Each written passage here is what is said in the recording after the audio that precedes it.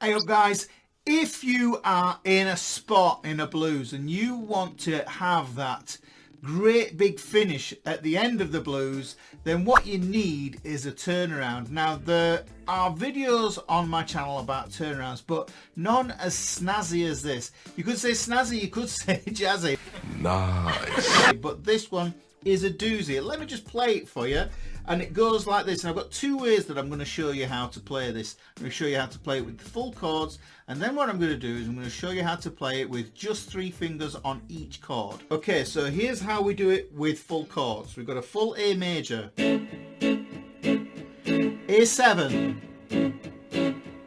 What we're going to do is we're going to use this third finger to slide up a whole step, and what we do is we put that first finger on to make this G shape. It's a bit of a Hendrixy sounding chord. Now what we're going to do is we're going to jump to a C7 shape here, but on the F here. So this is the 8th fret on the A string. That gives us an F7. And then what we're going to do is we're going to get all Hendrixy again. And what we're going to do is we're going to bang this E7 sharp 9 on here. And then we're going to get super jazzy by putting an altered dominant in. This is it, B flat 7 sharp 5. And then what we're going to do is we're going to end on this A13. Let me play through that for you at speed so we get.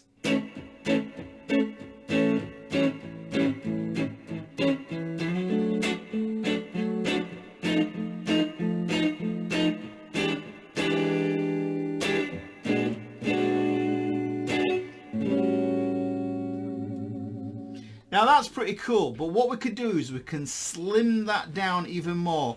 The cool thing about this is that these 3 notes that I'm going to play here can become target notes for your solo. If you're wailing at the end of the solo, at the end of the blues, and you want to come up with that little thing that's just outside of the minor blues that you might be playing in this position, then this is a cool place to start. Use the notes from these chords as the chords are happening. That's what I call the chord of the moment. So the first chord we're going to get is an A. This goes like this.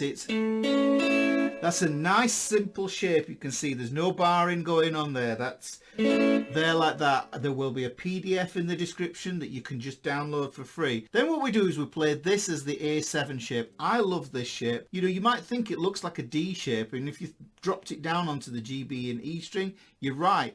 But we just shift it up here. It's the same shape as this, but what we've done is we've just taken the money notes that we need there to make that chord there. So to recap, we've gone A, A7. Now what I did with that Hendrixy sound before is I played this A shape across here. So I could add this to this now. I'll play that with one finger, so I go.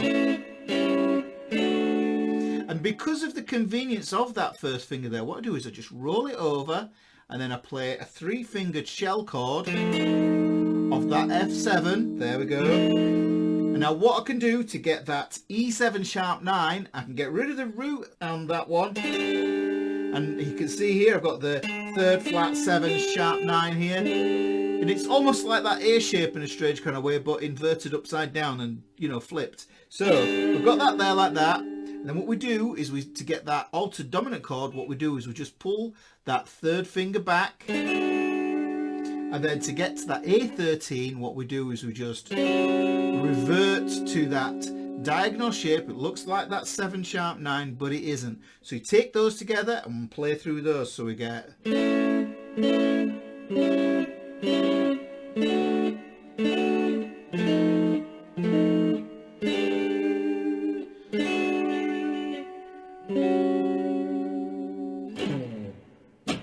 Right guys, I'll see you in another lesson soon. Take care. Great.